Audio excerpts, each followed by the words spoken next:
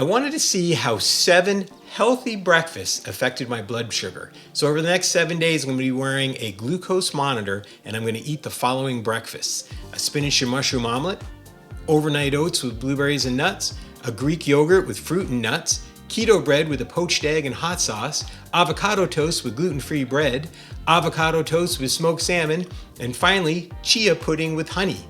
Let's see how these healthy breakfasts affect my blood sugar. I often get questions from people about whether the Mediterranean diet, especially the authentic Mediterranean diet, is good for your blood sugar and especially good for diabetes. And this is why I'm excited that today we're partnering with Nutrisense continuous glucose monitoring program. Little confession, I'm not good with needles. I hate needles. Here's a picture of me last time I went to my doctor's office after I passed out from getting my blood taken. So we're gonna take this. And from what I understand, this is not gonna hurt. Right where I didn't hurt at all. It's done. Now we're gonna use the app to check out our blood glucose whenever we need to. Here I am scanning my CGM. The continuous glucose monitor will track my blood glucose levels during the day and while I sleep. The Nutrisense app tracks daily activity so I can see how food, sleep, exercise, and stress impacts glucose. The program also comes with advice from a dietitian for 1 full month. You can find out more by filling out the free questionnaire in the link below. And as a special offer to our Mediterranean Living community, use the discount code MEDLIVING25 to get $25 off your CGMs. Before we go into each breakfast, I wanted to talk really briefly about how I try to keep things very controlled. So I try to do the same thing every morning before I ate the breakfast. So at 6 in the morning, I did my yoga nidra meditation. At 7 o'clock, I would have an apple and 2 tablespoons of peanut butter. And then at 8 o'clock, I would do my 1-hour workout on the Peloton and some strength training. And then at 10 o'clock, I would eat the meal.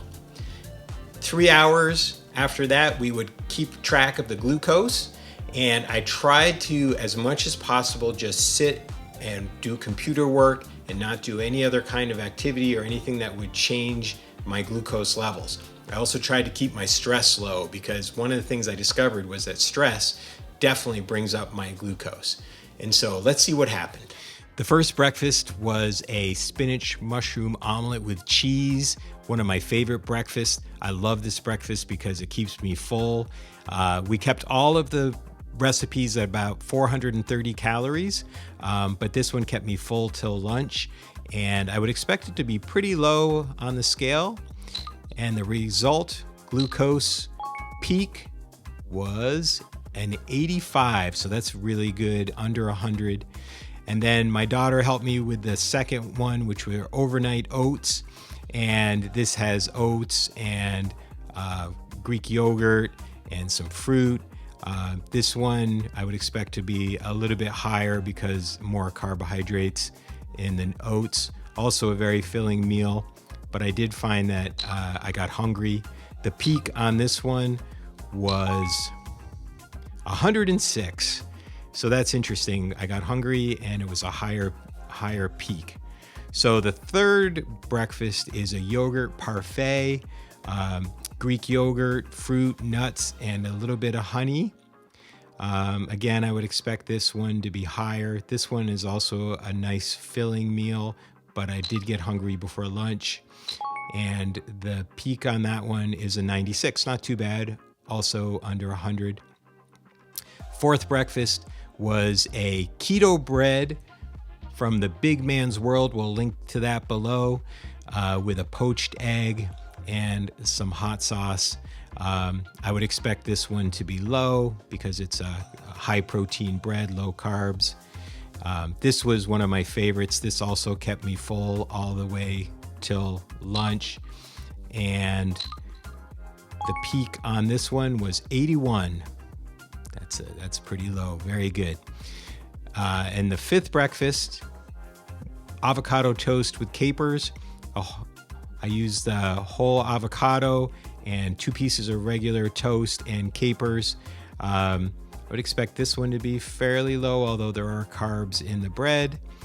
And the peak on this one was 93, also under 100. And then I tried another avocado toast, and this time I only used 1 slice of bread and salmon. So I would expect that this one would be lower than the first avocado toast. Also very delicious and very filling. I think this one did keep me satisfied until lunchtime. Again, 430 calories.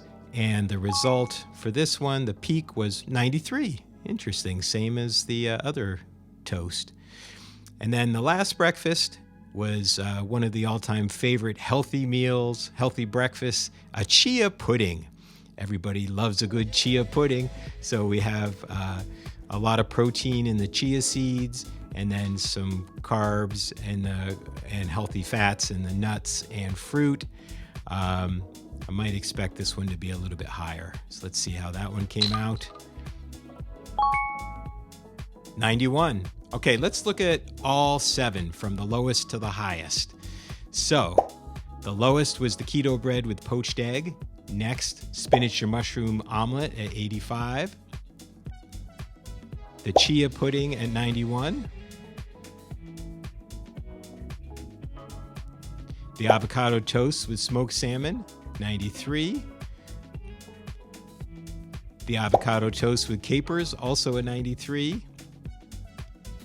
Yogurt parfait, 96. These are all pretty good. Overnight oats, 106. So there you go with the results. And now you know how these healthy breakfasts will affect your blood sugar. They were all actually not too bad. I would say any of these would be fine if you were worried about blood sugar. Okay, see you next time.